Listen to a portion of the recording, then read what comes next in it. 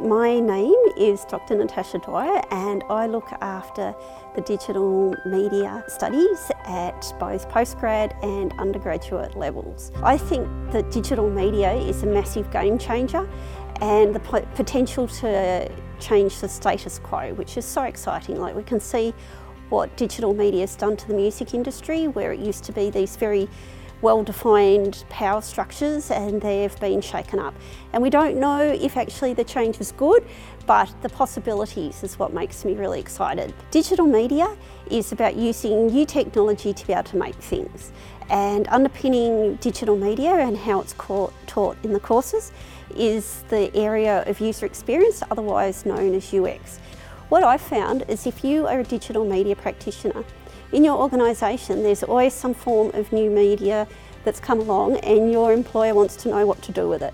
And it mightn't mean that you have to cover the whole thing yourself, but just that you can research, understand, talk to other people and say, hey, this is how I think this could work.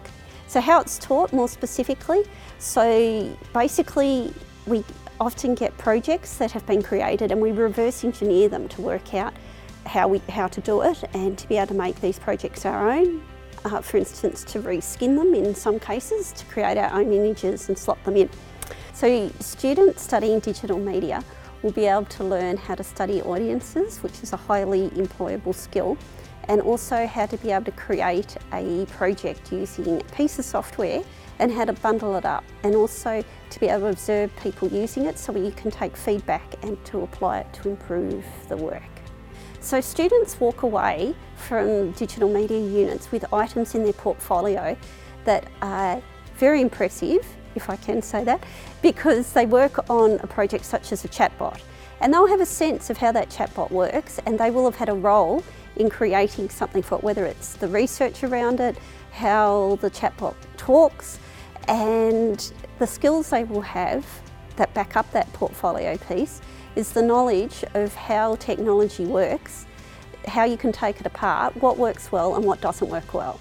So basically an understanding of how to get around and to be able to handle files and to be able to not be intimidated by technology, that you can see where it works well and where it doesn't.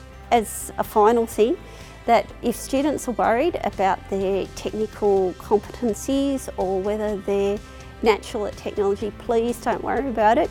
We make no assumptions about people's knowledge levels, and we also find that people just adapt really quickly to being able to use computers, and it's actually about your prior experience and what you can bring to it rather than being a techie person.